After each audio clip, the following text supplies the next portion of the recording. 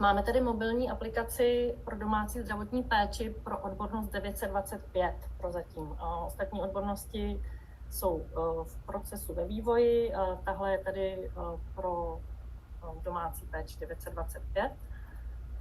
Jak jsem předeslala, mobilní aplikace je vlastně kopie, taková menší, mladší sestřička vaší velké sestřičky, na kterou znáte z počítače. Je to mladší a šikovnější sestřička v tom, že si ji můžete vzít na tu návštěvu s sebou. Můžete ji mít v telefonu nebo máte ji v telefonu a můžete rovnou u pacienta všechny záznamy a potřebné dokumenty a podobné věci zapisovat rovnou u návštěvy. Ta mobilní aplikace je jednotná s produkční verzí, s tou velkou webovou aplikací. Jakékoliv zápisy, případně dokumenty, co nahrajete, tak se rovnou promítají i do webové aplikace.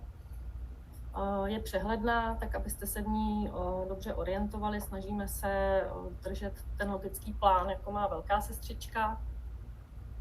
Je zároveň i bezpečná, má všechno bezpečnostní opatření a certifikáty potřebné k tomu, aby to byl platný a bezpečný software.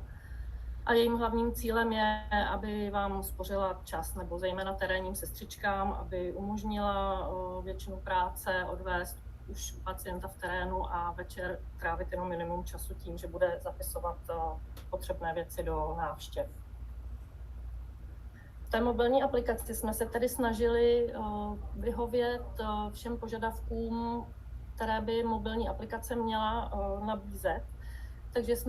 Takže jsme do ní přidali možnost hlasového záznamu, který kromě klasických zápisů, jako jste zvyklí na klávesnici počítače, nebo teď byste mohli zapisovat klávesnicí telefonu, tak máte možnost i diktovat. Když máme tam textová pole a máme tam pole pro zápis čísel, ten mikrofon je nastavený, takže přesně reflektuje to, co vy diktujete, potom si to předvedeme v krátké praktické ukázce. Máte možnost tou mobilní aplikací přímo vyfotit a vložit na kartu pacienta například defekt nebo potřebný dokument přímo u něj doma. Ta fotografie se okamžitě propisuje i do webové aplikace, takže ji uvidíte vlastně live na obou místech zároveň. Přidali jsme také možnost kopírovat záznamy v textových polích z předchozích návštěv. To je hlavně vylepšení k tomu, abyste nemuseli vypisovat stejné texty, pokud se stav nemění, nebo pokud máte nějaké šablony, tak abyste byli schopni jedním klikem tyhle šablony nebo tyhle jednotné texty přenést. Máme v mobilce též možnost spouštění navigace, pokud jedete k pacientovi, anebo jeho přímé volání jedním klikem. Všechno předvedeme za chviličku. Teď vám ještě shrnu, co všechno v té mobilní sestřičce najdete. Tak jak jste zvyklí ve velké webové aplikaci, tak v mobilní sestřičce máte svůj denní přehled návštěv vidět. Máte tam vlastně všechny vaše plánované návštěvy, rozpracované návštěvy, vrácené návštěvy. Je tam i celá historie návštěv, jak po pacientech, tak i po měsíci. Máme tam sekci nazvanou Moje kancelář, kde jsme přehledněji rozstřídili právě návštěvy, které jsou k vyplnění, čekají tady na nějaký zápis, a na návštěvy, které vám vrchní sestra už jako odeslané vrátila s tím, že je tam něco potřeba ještě doplnit. Máme tam poté přístup do detailu návštěvy, ve které můžete zapisovat čas, vitální funkce pacienta a zaznamenávat do polí subjektivně, objektivně, stejně jako do dalších polí ošetřovatelských diagnóz a časových a materiálových kódů, úplně stejně, jako jste zvyklí ve velké sestřičce.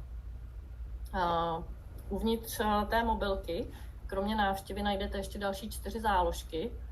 U každého pacienta máme záložku s názvem Pacient, kde máme souhrnně všechny základní informace o pacientovi, jeho jméno, adresu, zdravotní stav a právě možnost vkládání těch fotografií nebo fotografií dokumentů, to, co budete potřebovat. Máme tam kartu kontaktů, na které najdete všechny potřebné kontakty uvedené u pacienta, včetně lékaře, je-li uveden. a zároveň je tam i možnost jedním klikem na tento kontakt zavolat. A jak jsem zmínila na začátku, je tam i přehled návštěv daného pacienta, takže když se vás například pacient Adam zeptá dneska sestři, kdy přijedete příště, tak vy si snadno jedním klikem vyjedete celý jeho seznam a budete vědět, že k němu jedete zítra anebo pozítří a přesně v kolik hodin. Přidali jsme v poslední době také záložku medikace, kde uvidíte všechny současné, ale i ukončené medikace pacienta. Nyní se tady přesuneme na první obrazovku, která vás uvítá, když se přihlásíte do e-sestřičky, do mobilní e-sestřičky. Mluvila jsem o denním přehledu, ten má tuto podobu. Vlastně vlevo nahoře vidíte název té sekce, denní přehled, vpravo nahoře vidíte zkratku svého jména a takovou malou šipku, která rozbaluje menu, díky kterému se pak můžete celou aplikací pohybovat. To vám ukážu v následujícím slajdu.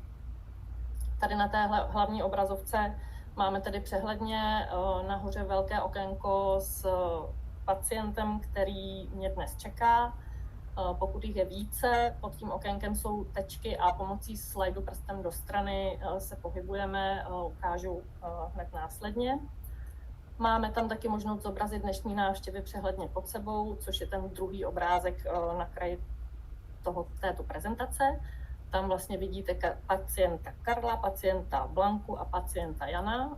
Pokud byste si chtěli změnit pořadí těchto pacientů, stačí přes ty tečky vedle čísla prstem přidržet a přetáhnout návštěvu na místo, kde ji chcete mít.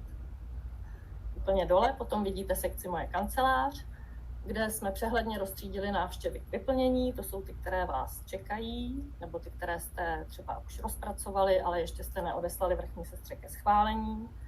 A vlevo vrácené návštěvy, což jsou ty, které vám vrchní sestra vrátila z důvodu nějakého chybějícího zápisu nebo doplnění. Teď se teda přepneme do té mobilky. Máme ji. Tak, vidíte, doufám, že vidíte denní přehled. Tak, já vám tady budu ukazovat, vlastně, jak vidíte tu černou tečku, tak vám ukazuju, kam klikám. Tak když jsem na denním přehledu, jak jsem říkala, posunem do strany, můžu listovat mezi pacienty, tam a zpátky. Nebo si je mohu zobrazit klikem na zobrazit dnešní návštěvy pod sebou. Pokud by jich bylo více, tak rolováním prstem sjedu až dolů a zase můžu vyjet nahoru. Máte tu možnost i přepínat zobrazení na včerejší den nebo následující den a takhle vlastně listovat kamkoliv budete chtít. Odsud se máte možnost i do té návštěvy prokliknout. Když na ní kliknu, tak jsem přímo v detailu a to si povíme za chviličku. Vracím se teda na denní přehled. Pak jsme mluvili o sekci Moje kancelář. Vpravo návštěvy k vyplnění. Opět, když rozkliknu, vyjede mi celý seznam všech mých návštěv, tedy všech pacientů, které jsou mi přiděleni na dané období.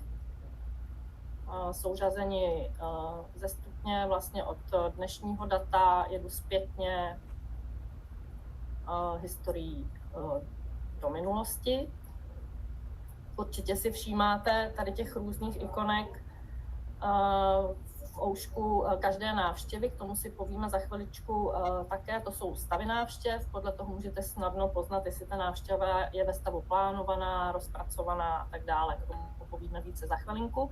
A nebo kdybyste chtěli hned, tak přes otazníček, pokud kliknete, stavy návštěv se vám zobrazí a vlastně můžete tady rovnou vidět, co která ikonka znamená a podle toho se snáze orientovat. Máme návštěvy plánované, rozpracované, odeslané, schválené, vrácené, pak jsou i vykázané a neprovedené.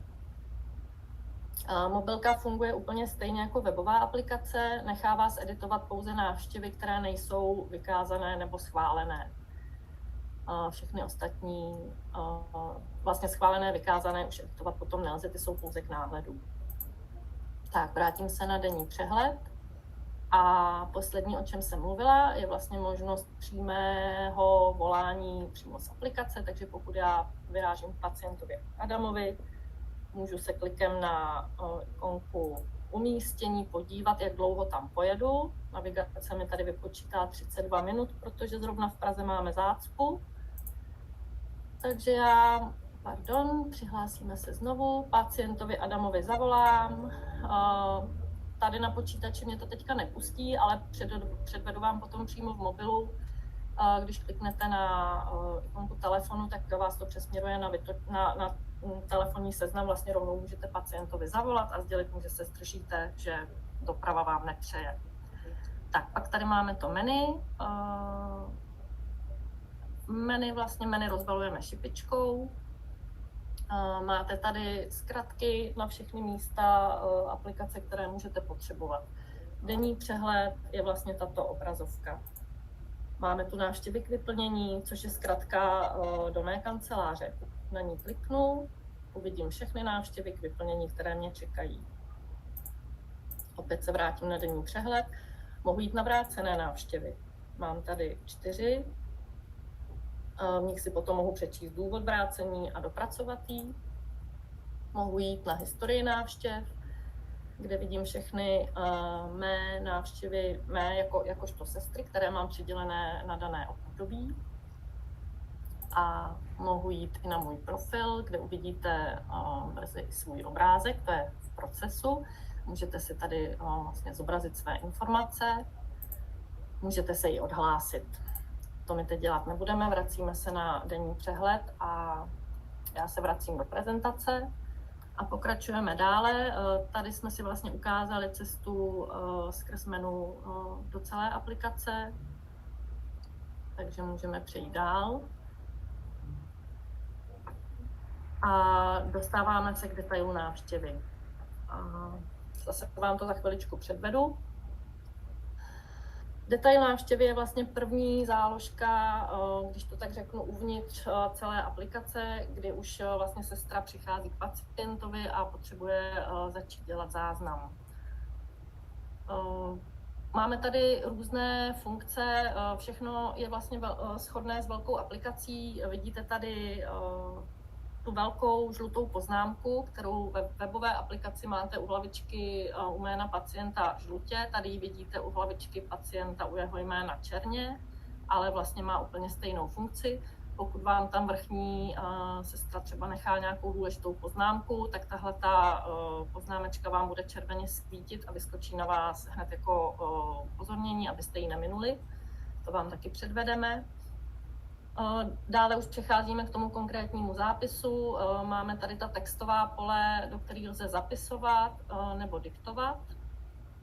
Taky si předvedeme na konci webináře. Já vám teda rovnou možná přepnu zase do té mobilky, aby jsme si to ukázali i tady v počítači. Tak já, dejme tomu, půjdu do pacienta Miroslava. Rozkliknu si detail a vidíte, jak jsme mluvili o těch záložkách, tak tady vlastně máme detail, máme pacienta, máme kontakty a posunem ještě mohu zobrazit záložku návštěvy a medikace. Mě teď zajímá ten detail. Tady mám vlastně předepsanou délku návštěvy, čas, v jakém je stavu. Já už potom rovnou mohu zapisovat čas nyní, krevní tlak, jak jsem říkala, mohu diktovat, mohu i zapisovat.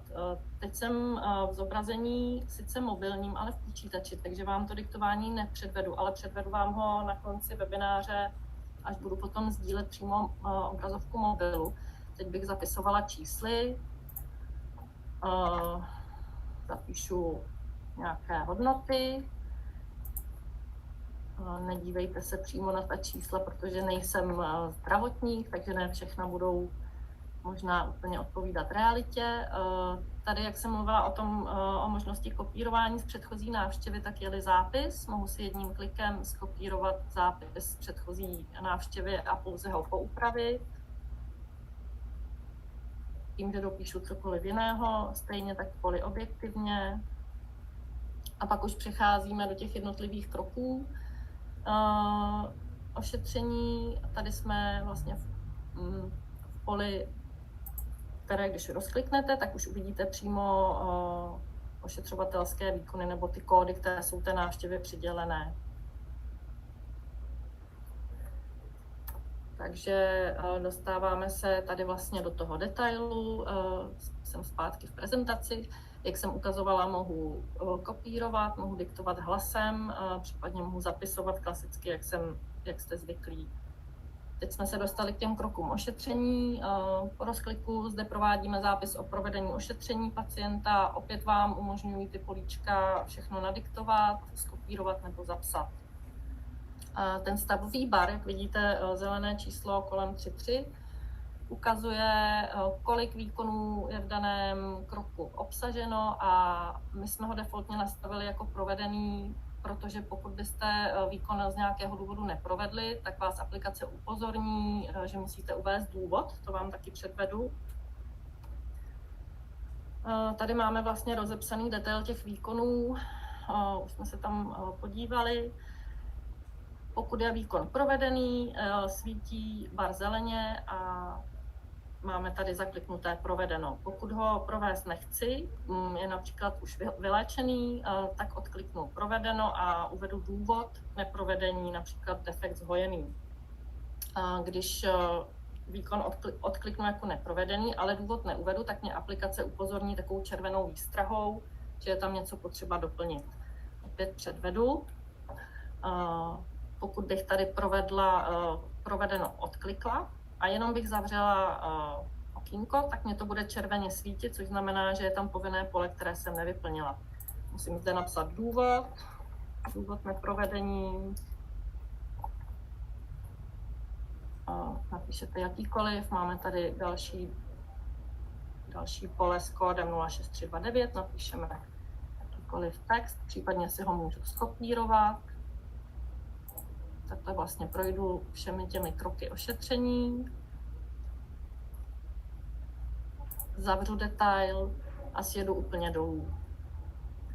A tím jsem se vlastně dostala ke konci detailu návštěvy.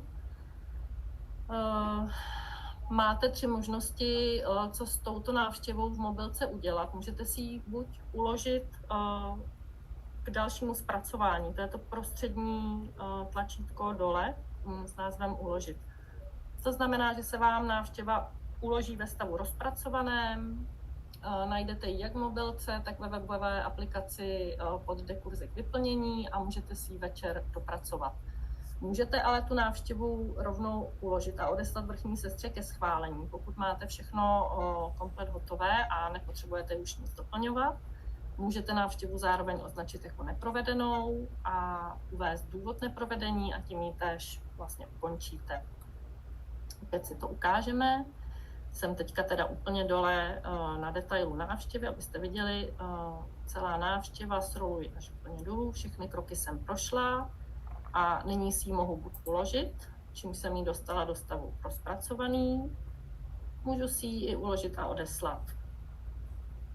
Pokud to udělám, tak nemohu odeslat. Pokud jsem něco nevyplnila, nějaký krok neudělala, tak se mi objeví výstražná hláška. Některé časové kódy nejsou hotové, tím pádem návštěva nelze uložit a odeslat ke schválení a musím ji dopracovat.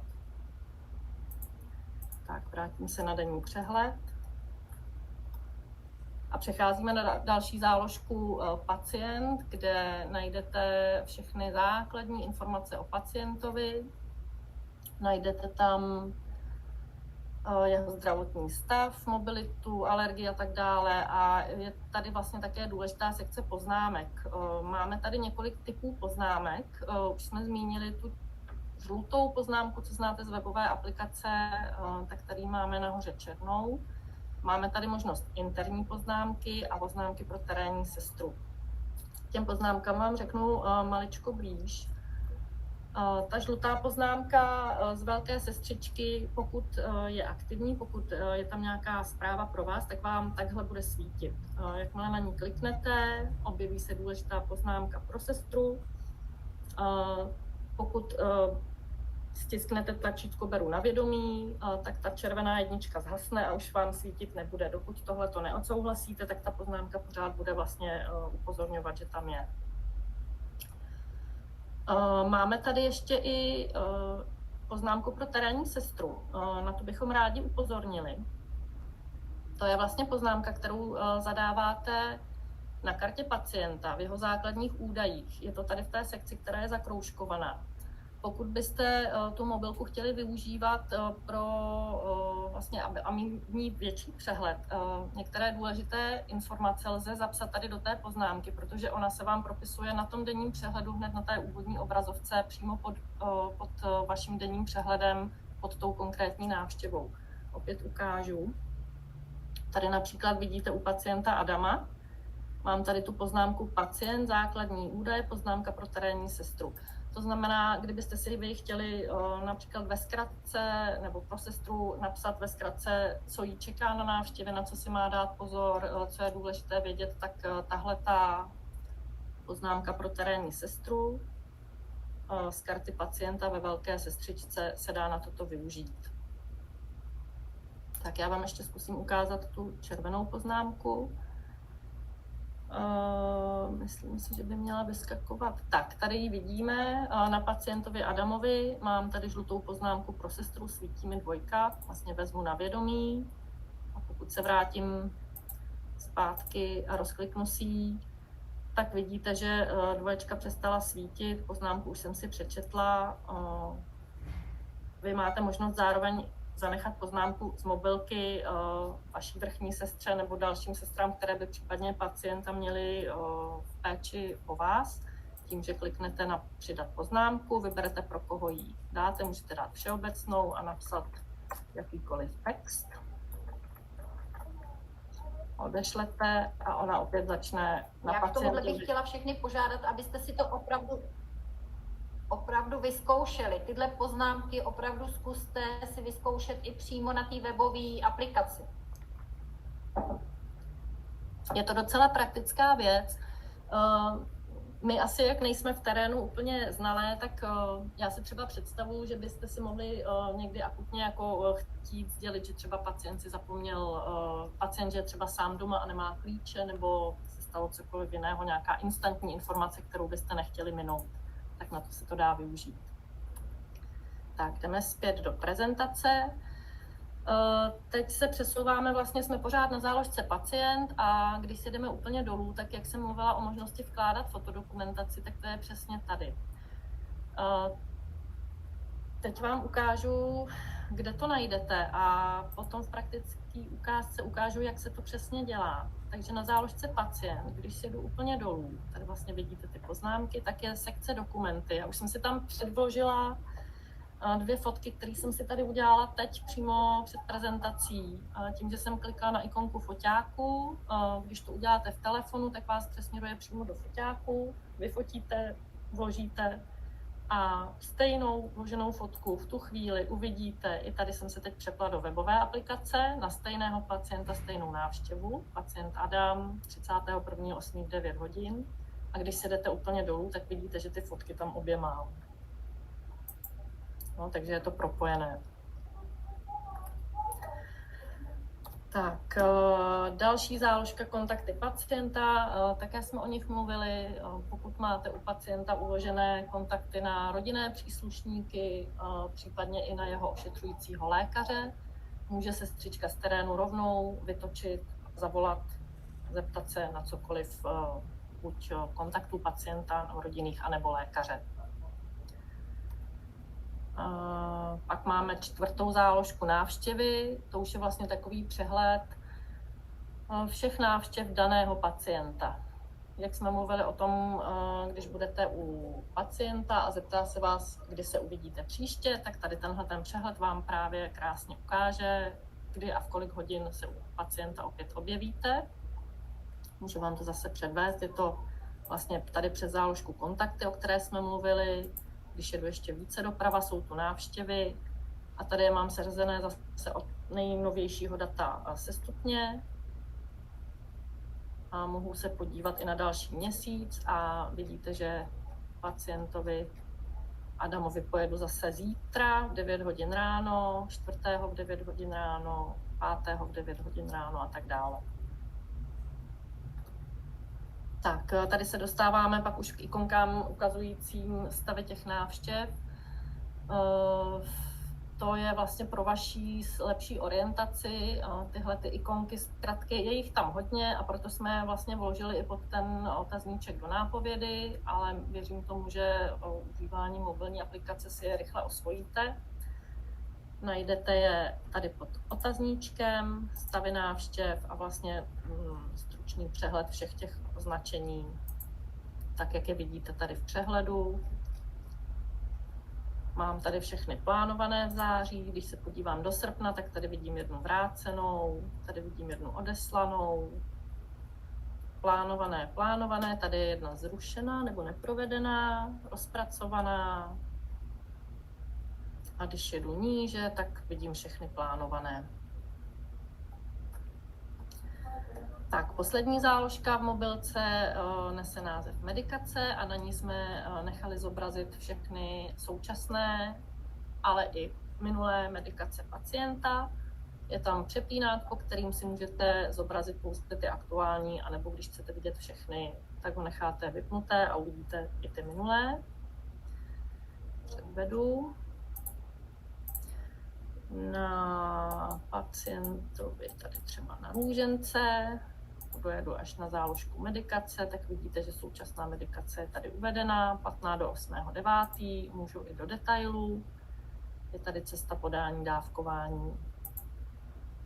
Pokud si zobrazím pouze aktuální, tady zrovna žádné minulé nejsou, takže vlastně se mi zobrazení nezmění, ale pokud by měla pacientka v minulosti jiné ukončené medikace, tak byste je tady také viděli.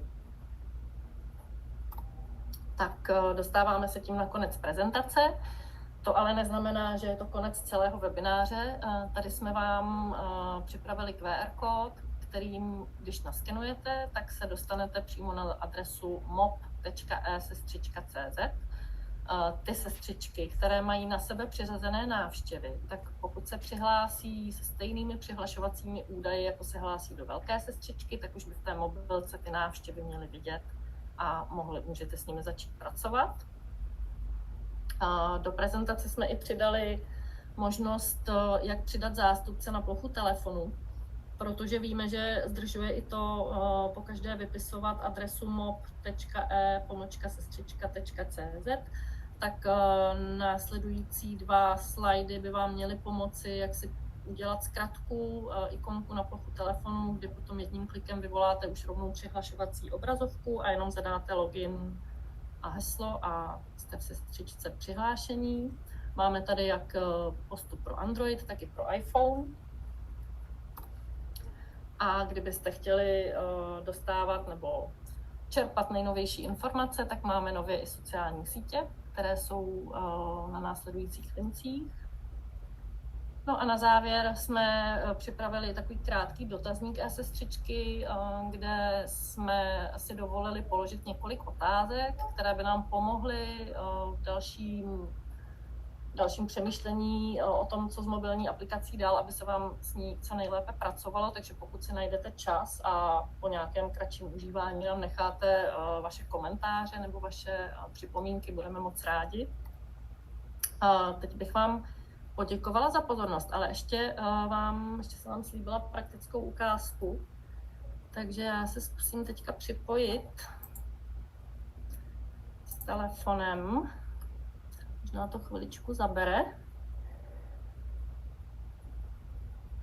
Já se teda tímhle ještě vstupuju. Opravdu bych chtěla požádat, jestli vaše sestry by měly vlastně využití této mobilní aplikace pro svoji potřebu denní. Vlastně s tím, že by se jim ta funkce zalíbila, tak jak byl na závěr ten dotazník, tak bychom opravdu ty podněty rádi od vás slyšeli. Upozorňuji jenom na to, jak byla záložka medikace, že musí se postupovat vlastně medikaci ze SÚKLu. Musí být načteny všechny ty léky vlastně podle těch jednotlivých sekcí ze SÚKLu, protože když vy to napíšete slovem, tak se vám to v této záložce nezobrazí. Jo, je to vlastně na pacientovi nebo na té návštěvě vlastně založení přímo léku, který daný pacient používá. Vím, že v odbornosti 925 se píše většinou medikace podle praktického lékaře, ale pokud byste opravdu využívali vlastně u toho pacienta léky, které byste mu dávali jakoby do přípravy na použití denního, tak klidně ty léky si tam můžete vlastně poznamenat a mít je pro tu sestru vlastně tu informaci, že by tohle měl ten daný pacient využít, jakoby použít ke své léčbě. Záleží opravdu na tom, jestli ty vaše sestry v tom terénu, když mají na sobě ty plánované návštěvy, se naučí ten mobil, jak byl vlastně používat a mít ho k dispozici i při té návštěvě u toho pacienta. Děkuji moc za doplnění. Děkuji, Maruško. Tak, telefon se podařilo připojit, takže to, co jsem vám nemohla ukázat, vám zkusím ukázat nyní. Teď jsem teda sestřička v terénu a jedu k pacientce Růžence, tak podívám se, jak dlouho mě k ní cesta povede. Klikem na ikonku lokalizátoru nebo umístění vlastně se mi spustí navigace a vidím, že do ulice Lesní pojedu 31 minut, což je docela dobrá informace. Můžu tedy Růžence rovnou zavolat a říct jí: dobrý den, Maruško, jsem na cestě, za 31 minut jsem u vás. Tak, pak jsem vám chtěla ukázat to diktování. Takže jsem v detailu návštěvy. Máme tady pole pro zápis čísel a pole pro zápis textu. Pokud já kliknu například do krevního tlaku, tak se mi tam objeví kurzor a zároveň mi vyjede klávesnice, na které já mám vpravo nahoře ikonku mikrofonu. Na to, když ťuknu, můžu začít potom hovořit a diktovat čísla. 90, 120. Tak, viděli jste, že se zapsalo číslo. Když potom sjedu níže do textových polí, tak zase úplně obdobně kliknu na mikrofon a mohu začít diktovat zápis subjektivně. Mohu začít diktovat i zápis objektivně. Tak vidíte, že dokonce i hrubky se daří opravovat. Tak pokud chcete mluvení ukončit, tak kliknete zase na mikrofonek. Pak jsme chtěli ukázat to focení, takže na záložce pacient si jedu úplně dolů do sekce dokumenty. A tady, jak je dole úplně vpravo ikonka foťáku, tak když na ní kliknu, vyjede mi nabídka: vyberte akci, vyberu fotoaparát a vyfotím vám znova ty moje barevné fixy. Tak. Fajfkou potvrdím, že jsem spokojená a vidíte, že se mi fotka rovnou nahrává, přičemž se mi zároveň propisuje i do webové aplikace. Tak, fotka nahraná, můžu dál na záložku kontakty, tady vlastně můžeme obdobným způsobem jako z denního přehledu telefonovat, můžu zavolat lékaři, zeptat se na cokoliv, co mě zajímá. Tak a to je vlastně na tom mobilu asi vše, co jsme nedokázali simulovat na počítači.